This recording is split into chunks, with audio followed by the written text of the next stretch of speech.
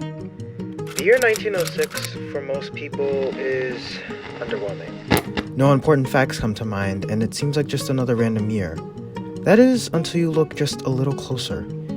You see, in 1906, a gentleman by the name of Ronald Amundsen would be the first successful explorer to transverse what was known as the Northwest Passage, a waterway that extended from Greenland into the Bering Sea and Alaska. This journey and the subsequent doors that it had opened up would become groundbreaking in the navigation world, as, ever since Columbus, explorers had been trying to find routes or ways similar to the Northwest Passage for a variety of reasons, most being economical, such as the expanding of the spice trade due to high demand factor costs in Europe, or increasing trade between Europe, Asia, and the Americas in order to promote widespread long-term economic growth across massive burgeoning empires of the time. And these reasons did lead to a number of alternative routes, such as around the Horn of Africa at first, and in the late 1800s and early 1900s respectively, the opening of the Suez and Panama Canals.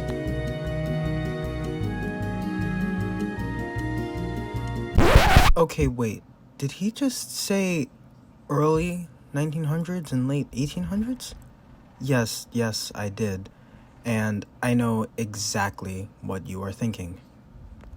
You see, if you had been paying attention to the very start of the video, you would have remembered that I stated that Ronald Amundsen's transversage of the Northwest Passage occurred in 1906, which actually predates the opening of the Panama Canal and isn't that many decades behind the opening of the Suez Canal in 1869.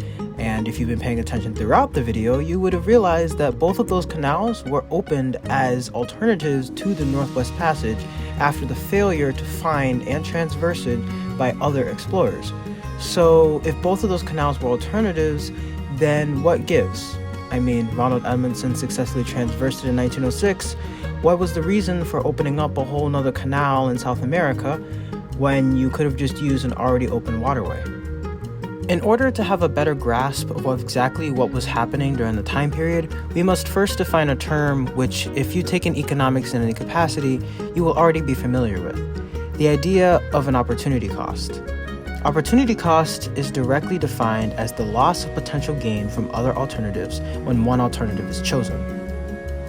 In layman's terms, this essentially means the cost of the next best alternative, which, to put it in even simpler terms, if you imagine that you want something, for example a good, and there's another good which is similar and samely priced and provides basically the exact same things as the other good, the opportunity cost would be the cost of choosing one good over the other good, and the next best alternative in this case would be losing the other good.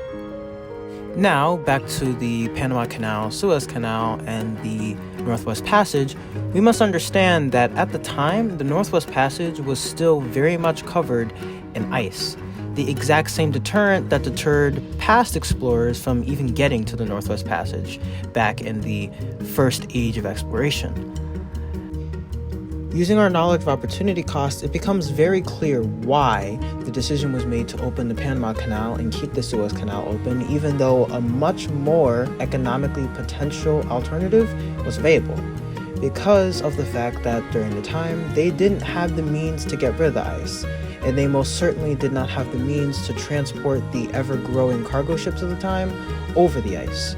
So they built the canals and used them for decades until something changed. This is a picture of the ice caps in the Arctic in 1940, and this is a picture of the ice caps today. It has become pretty clear from these images that the ice caps have begun to recede due to rising global temperatures, but this has unlocked a new potential related to the Northwest Passage. Using statistical data, we can see how global warming has had a massive impact on the Northwest Passage and its accessibility. Ever since Amundsen's journey and transversage with his ship, the Owa, over 393 ships have made the crossing, with 42 of those crossings even being in 2023. This trend of increasing traffic in the Northwest Passage can be explained more, however, than just global warming.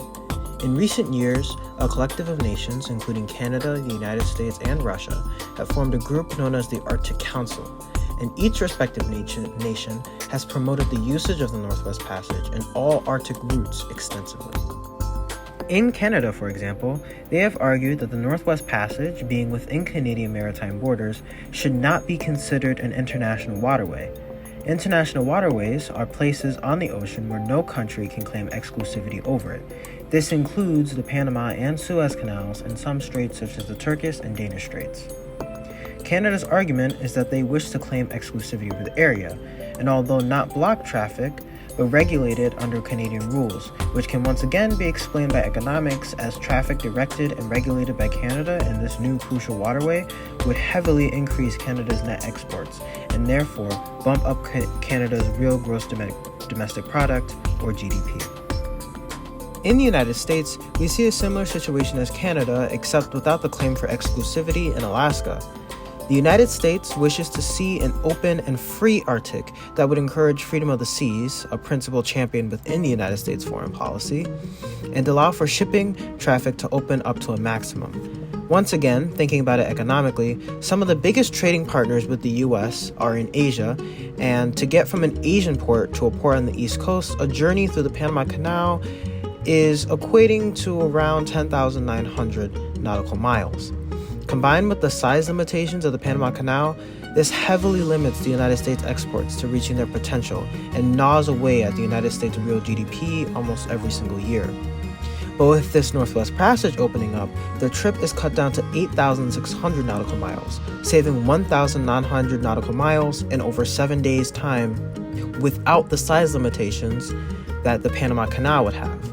And as for net exports, the United States capital count and net exports would reach their maximum, and their real GDP would stop taking a hit every single time someone had to go through the Panama Canal versus an alternative route. Once again, returning to the idea of opportunity cost discussed earlier in the video. And finally, in Russia, the story is the exact same as Canada's. However, they have taken the opposite approach compared to the United States. They have, along with China, begun an aggressive buildup in the Arctic Ocean, with China investing $19 billion in US dollars into the construction of Russian Arctic ports along the Siberian coastline and gas pipelines to bring energy to these ports.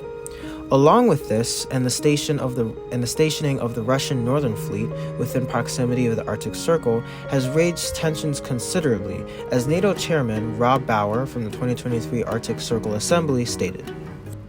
Dialogue and cooperation between regional partners and Russia have been failing.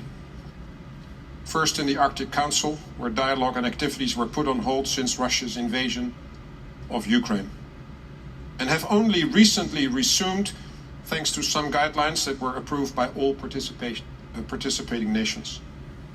Then, with Russia's recent announcement that it is withdrawing from the Barents Euro-Arctic Council, or the BEAC, blaming Western members of effectively paralyzing the Council's activities since March 2022.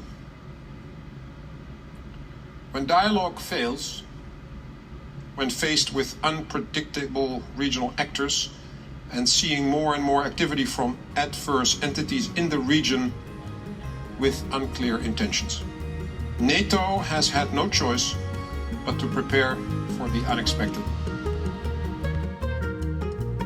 All of this, combined with the Russian monetary policies aimed at controlling the money supply in order to keep these projects going, has raised many concerns and red flags about Russia and China's true intentions in the Arctic and with the Arctic passageways. Through all of this, it is clear that the opening up of the Arctic Circle and the Northwest Passage by a variety of reasons has led to a massive economic and geopolitical implications. And speaking from this moment in time, I actually can't say much on the future, but it is definitely up in the air as the fate of the Arctic and the Northwest Passage hang in the balance.